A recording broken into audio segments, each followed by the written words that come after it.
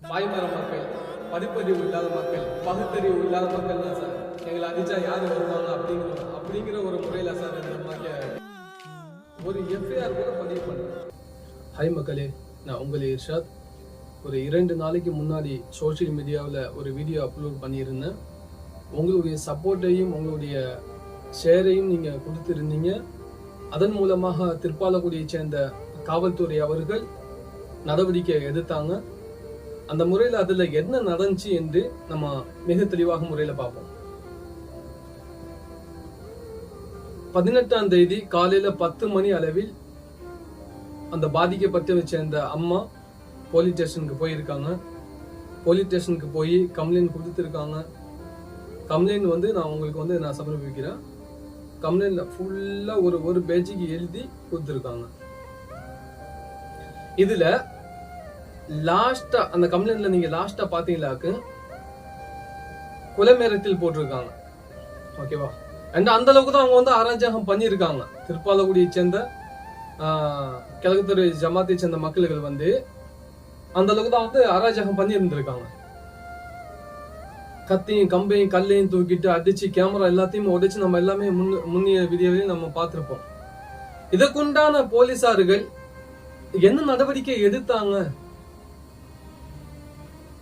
எந்த மாதிரியான நடவடிக்கை எடுத்தாங்க? அவங்க ஒரு எஃப்ஐஆரும் பதிவு பண்ணல கைஸ். ஒரு எஃப்ஐஆர் கூட பதிவு பண்ணல. கம்ப்ளைண்ட் கொடுக்க வந்தாங்கல்ல, அந்த அம்மாட்ட என்ன பண்ணிருக்கேன்னு சிஎஸ்ஆர் காப்பி அல்லது எஃப்ஐஆர் காப்பி இல்லையா, கம்ப்ளைண்ட் கொடுத்த அந்த பேப்பர்ல சீல் வச்சு சைன் போட்டு கொடுத்துருக்கேன்னு எதுவுமே பண்ண கிடையாது திருப்பாலக்குடியை சேர்ந்த காவல்துறை அவர்கள். பாதிக்கப்பட்ட அம்மாட்ட, பாதிக்கப்பட்ட வீட்டை சேர்ந்த அவங்கள்ட்ட நான் பேசுறேன். எந்த ஒரு ரிசிப்டும் கொடுக்க கிடையாது. அப்ப என்ன சார், ஏன் சார் நீங்க கம்ப்ளைண்ட் எடுக்காம இருக்கிறீங்க?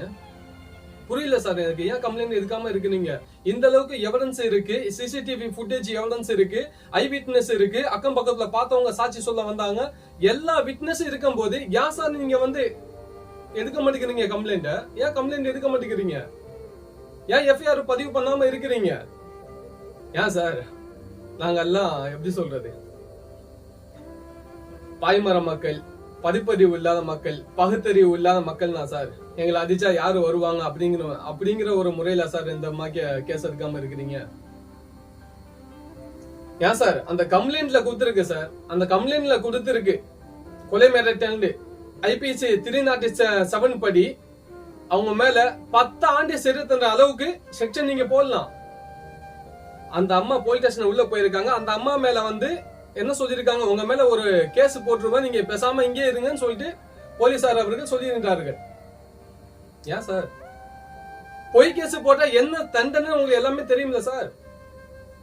பொய் கேஸ் போட்டா எந்த மாதிரியான ஒரு எஃபெக்ட் பாதிக்கப்படும் தெரியுமில்ல சார்? பொதுமக்களா இருந்தா 211 படி அவங்க மேல ஆக்ஷன் எடுக்கப்படும். அதிகாரியா இருந்தா 152 படி அவங்க மேல ஆக்ஷன் எடுக்கப்படும் சார்.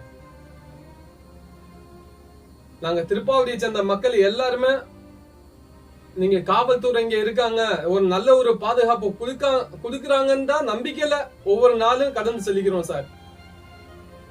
அந்த நம்பிக்கையை காப்பாத்தி பாதிக்கப்பட்ட மக்களுக்கு என்ன ஒரு நடவடிக்கை எடுக்கணுமோ நன்றாக முறையில எடுங்க சார்.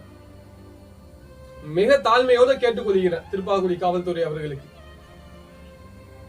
பாதிக்கப்பட்ட மக்களுக்கு என்ன நஷ்டம் இதோ அதை பண்ணி கொடுங்க சார். மிக தாழ்மையோட கேட்டுக்கொள்கிறேன் சார்.